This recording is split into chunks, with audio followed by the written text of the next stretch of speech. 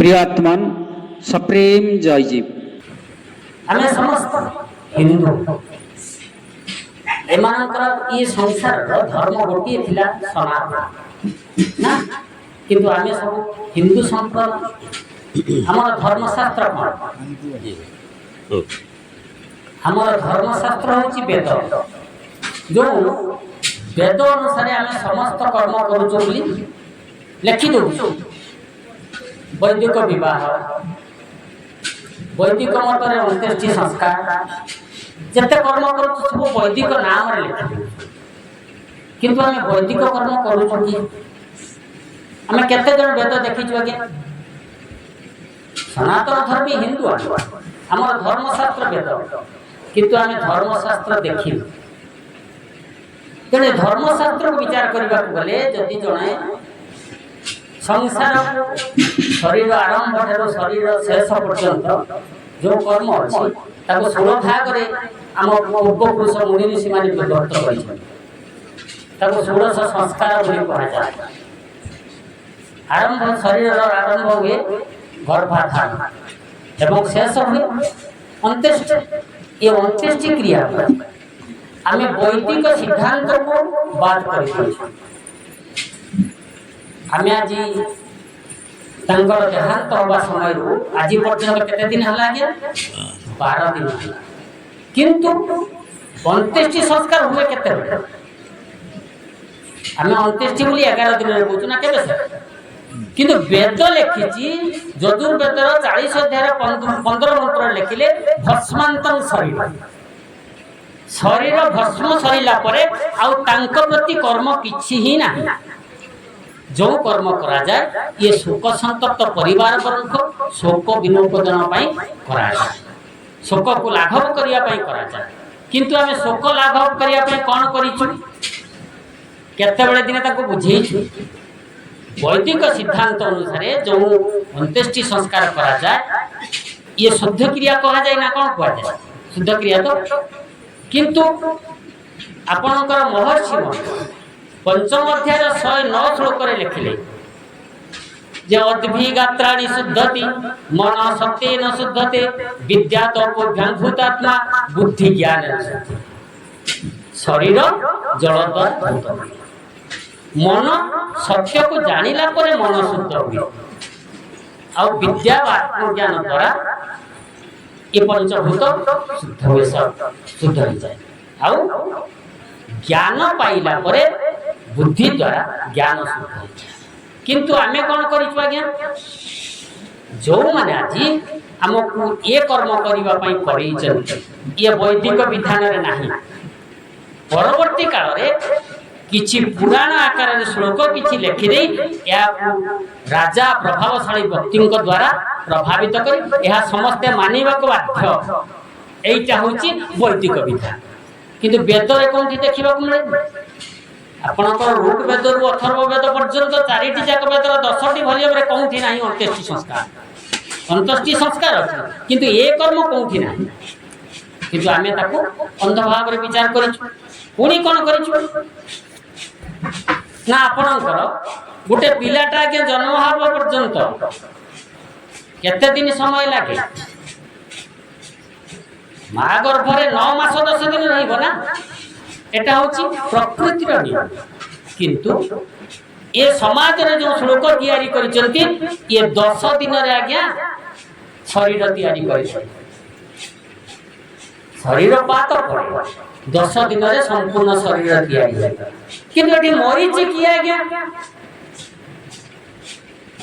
भागवत बाबू मले तांको शरीरटा मरीगला बोले कहू शरीर आज्ञा मरी शरीर कौन थी पंचभूत शरीर तैयारी आत्मा मरे कि आत्मा अमर अविनाशी जो पंचभूत शरीर तैयारी होता माटी तत्व रे मिसिगला जल तत्व बाष्प ही उड़ीगला तेज तत्व प्रथम सूक्ष्म तत्व बाहरी जाइला वायु तत्व वायु रे मिसिगला आकाश तत्व शून्य रे लीन होइगला मोला केवल तंकर ना जो स्थान रे थले से स्थान रो परिचय आ शरीर रूप ए तीन नष्ट होइछि किंतु पंचभूत नष्ट ହେଇନି, आत्मा नष्ट ହେଇନି, ताहले आज जो कर्म करूचे बापा चली जाते आम दुख प्रकाश करूचे आज्ञा से एते शीघ्र नूतन शरीर धारण करती नहीं। जन्म होती माने मृत्यु निश्चित, आ मृत्यु हवा पर जन्म पुणी अवसर से गीता श्लोक क्लव्यासांसि जिन्नानि यथा विहाय नवानि गृह्णाति न रूपराणि तथा शरीराणि विहाय जिन्ना नन्यानि संजाति वस्त्रटा पुराना हो गले ताको चिरी गला पर ताको नष्ट कर दे सेमिति शरीर जरा जीर्ण हो गले शरीर रोग नष्ट हो गले ता भीतर रही से अन्य उपकार करि परिबो ना तेनो से शरीर छाड़ी नूतन शरीर धारण करिया पई प्रयास कर चलिला ता इच्छा से घट परिवर्तन करूछि ना ना कहा इच्छा आत्मा ता इच्छा से घट परिवर्तन किंतु आमे कोन करिछु ना आमे 12-11 दिन पर्यंत किंतु आमे कौन श्रेणी रे गले आगे ब्राह्मण रे गलु ना क्षत्रिय रे गलु ना वैश्य रे गलु शूद्र ब्राह्मण कोन 10 मास रे मां पाख जन्म होइते क्षत्रिय कोन 9 मास रे जन्म होइते वैश्य कोन 8 मास रे जन्म होइते शूद्र कोन 7 मास रे जन्म होइते ना समस्त से 9 मास 10 दिन रे जन्म होइते जदि समस्त 9 मास 10 दिन रे जन्म होइतिले ताले शुद्धि केर विभाग काहे कि रहिला शुद्ध हे केतेबेले ना शुद्धात विप्रदशा हेन द्वादश हेन भूमिबे वैश्य पंचादश हेन शूद्र मासेन शुद्ध ब्राह्मण 10 दिन रे शुद्ध क्षत्रिय 12 दिन रे शुद्ध वैश्य 15 दिन रे शुद्ध एवं शूद्र मासेन शुद्ध शुद्ध शब्द अर्थ को कहि गले आगु जल द्वारा शरीर शुद्ध व मन शुद्ध व सत्य को जानि से सत्य को जानिबा पाई ब्राह्मण आज्ञा ज्ञानी तेणु मृत्यु पर कर्म होची सर्व सत्कार सरी आसिला परे दाह सरीला परे आमे स्नान शौच होई आसिना शुद्ध हो किमिति ना प्रत्येक दिन से घरे आपनकर ब्रह्मचर्य ना प्रणव जप सत्संग ये होची ब्रह्मचर्य प्रत्येक दिन पुरोहित आसीबे प्रणव यज्ञ करिवे सत्संग करिवे एवं जन्म मृत्यु रहस्य विषय आलोचना करिवे ए कथा बुझो 10 दिन रे ब्राह्मण बुझी गया क्षत्रिय ताठु टिके कम ज्ञानी तांको बुझिबा पई आउ 2 दिन अधिका गला 12 वैश्य ताठु कम ज्ञानी तांको बुझो 15 दिन शूद्र किछि जाने नै आज्ञा अज्ञ से मो बापा चली गले मो मां चली गले कांदी कांदी कांदी कांदी गडुछि ताको बुझी हो इमिति बुझी केते दिन जीव आज्ञा मासे पर्यंत बुझी साला परे ता माथा भीतर दुखटा लाघव हे गल दुख लाभ हे गला परे ता परे प्रिय परिजन आत्मीय स्वजन बंधु बांधव को डाकी कोन करा जीव ना जते बेले मन आपनकर शुद्ध हे गला सेते बेले बंधु बांधव को डाकी स्मृति चारण सभा करिवे गोटे अन्न भोजन व्यवस्था करी पंक्ति भोजन व्यवस्था करी ए थिया विधा किंतु आज हम कोन करिछु ना 10 दिन रे शरीर तैयारी कर दे कोन कर ना मंत्र बल रे आज्ञा प्रथम दिन रे मुंड तैयारी कर देले द्वितीय दिन रे गळा बाहु वक्षस्थल तैयारी कले तृतीय दिन रे आपनकर छाती पेट लिंग मलद्वार तैयारी कले इमिति करी करी 9 दिन पर्यंत से शरीर को तैयारी करी देई 10म दिन रे पूर्ण शरीर तैयारी करी देले आज्ञा जदि मंत्र बल रे 10 दिन रे शरीर तैयारी हे गला आज्ञा 11 दिन रे का सहित धक्का होनी 12-13 दिन रे का सहित धक्का होउची हो ना किंतु 10 दिन रे पूर्णत्व प्राप्त करी देई 11 दिन रे जो दिन आपण शुद्ध हेले सेही दिन पंक्ति ब्राह्मण भोजन समय रे गुटी अलगा पत्र पकेले पितृ पुरुष से भोजन पका जाय कि ना ताले सियासी सेठी खाइले तेनो तांकर पूर्ण अवयव तैयारी हेइथिबारु ताको कोन करा गला ना तांकर व्यवहार्य पई लोगा छता पादुका कठौ विभिन्न प्रकार व्यवहार सामग्री शेषरे तांकर रक्षणाबेक्षण पई जबी आउ तत्व वैतरणी पार एवं क्षीर पान करिया पई सबसा धेनु दान करिवा पई व्यवस्था खोजी दिया गला किंतु आज्ञा विचार योग्य होइछि जदि सबस्त धेनु जिनिस पत्र सब दिया गला से मो बापा के पाखो कहू कि न गला ना बापा आसी रहिले कौठी जदि 10 दिन शरीर तैयारी हो जाऊँ माँ ताले माँ मैंने कहीं 9 मास 10 दिन गर्भधार कष्ट सहते 10 दिन मनुष्य सृष्टि कर दियो पारिबे ये शुद्धि क्रिया रे कौन अच्छी ये सब जो विचार भितर आप विचार करते अंधविश्वास केते अच्छी आ भितर तेणु जो मंडन क्रिया करवा 10 दिन लंडा ये मंडन सहित किसी संपर्क अच्छी कि शुद्ध अशुद्धि जदि बापा घरे पुओ अच्छा झील अच्छा बहु अच्छा समस्ते अच्छा पुओ मंडन हो गले शुद्ध हो किंतु आपण भातटा रांधुची किए घर गृहलक्ष्मी किए सी लंडा होती कि जदि लंडा न होती सी शौच हेले केमी अशौच आप घरे भात रांधिले केमी कौन कहले ना झील लंडा हे झील जो बह गुत्र काट कर अन्य गुत्र को चल ना कौन बहुटे आसला से गुत्र काटी ए गुत्र सी कहीं लंडा हे शिख मान तो केवल लंडा हमें किंतु वैदिक सिद्धांत रे मानवक बा ब्रह्मचारी जो उपनयन संस्कार करा जाए सेते बेले क्षरकृत वर्जय आज मंडन लंडा हबु नाही लंडा हला परे मन भितर गोटे दुर्बल भावना जागृत हो एवं लोकन को भंडेइबा पई ये सब कर्म करा जाय तेणु आमे प्रकृत रे शुद्धि क्रिया जोटा करबा जदि श्राद्ध व्यवस्था कथा कहा जा बापा मान को मला परे श्राद्ध दे लाभ किछि नाही सेति पई कहंतु कला बच्चे थकते एक मुठो भात दाउनी मायर मुखे मरले निमंत्रण न करे खावा पाड़ा लोके बंची थिला बेले बापा मोहर टिके चा देइले किंतु मरी गला पर 5 खंड गाँ लोक डाक खोजु एवं कहूँ मो बापा को एत भल पाऊ किंतु प्रकृत जदि यज्ञ श्रेष्ठतम कर्म यज्ञ हूँ सब श्रेष्ठ कर्म मो ब्रह्मयज्ञ कथा कही एटी आसिले आपणकर पितृयज्ञ पितृयज्ञ पितृपुरुष माने बापा जेजे बापा जेजे माँ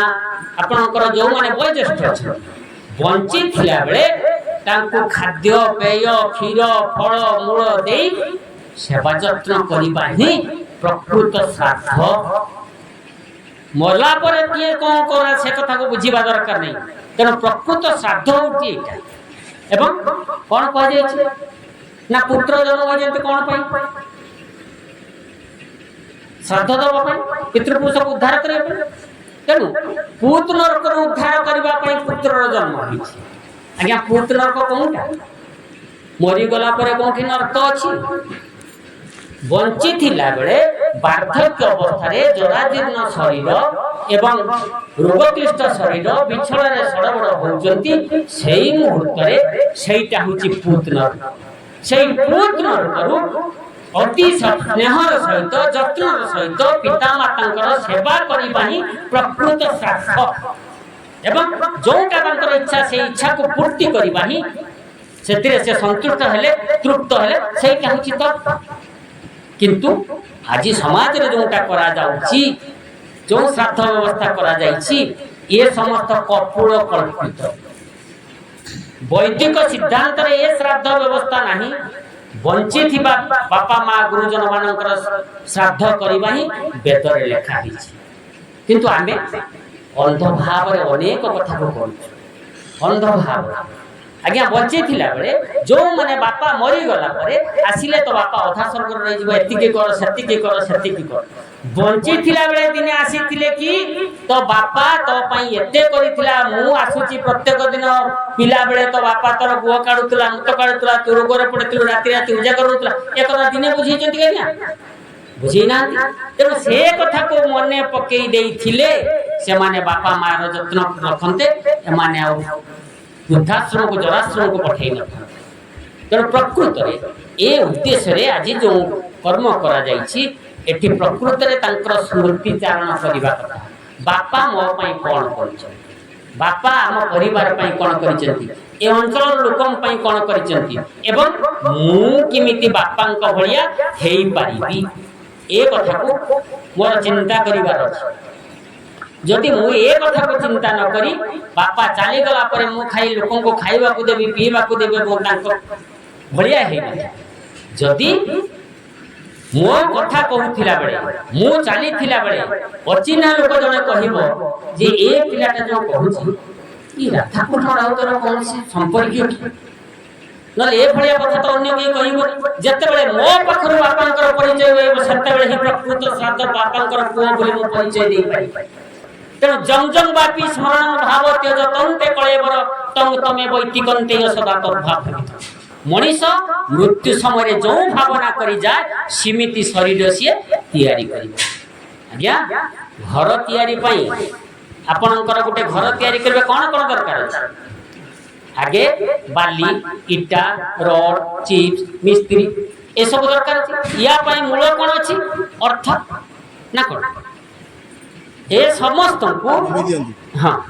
ए समस्त को आम एकत्रित करिवा पई जिमिति जिनिसर आवश्यकता अछि ए पूरा तैयारी करिवा पई सीमिति जिनिसर आवश्यकता अछि से कोन जानि छी कला कर्मेंद्रियाणि खलु पंच तथा पुराणि ज्ञानेन्द्रियाणि मनादि चतुष्टंच प्राणादि पंचकम विषयादिकं च कामश्च कर्मश्च तम पुनरष्ट पंच कर्मेंद्रिय पंच ज्ञानेन्द्रिय ये समस्त को नहीं जो 24 तत्व को नेला एवं काम हला जो कामना करी गला कर्म हला जो कर्म फल नहीं से संचित करे जो भावना करी जाई जंती जंग जंग वापिस स्मरण भाव एवं जन्म प्रारब्धर जो कर्म नहीं से संचित करे रखि जंती आ तम हला ये समस्त को एकजुट करी ये शरीर को बांधी एवं से खोजुची वर्तमान क्षेत्र तेणु आमे आज एति की आशा करिवो सेति शुभ कामना करिवो से आत्मसत्ता जो ये शरीर छाड़ी जाइछंती से खूब शीघ्र अन्य एक शरीर रे विश्रांति नियंतु तांको भावना सहित एक पितृ क्षेत्र रो समन्वय हो मातृ क्षेत्र रो समन्वय हो बापा मांकर भावना एक एवं आत्मतत्व भावना एक है से नूतन शरीर धारण करिवे सीमित क्षेत्र से खोजुचंती से यथा शीघ्र से क्षेत्र को नहीं नूतन शरीर धारण करी ए संसार को आसंतु विशेषज्ञ को जाऊ एतिक रे वाणी के विश्राम सप्रेम जय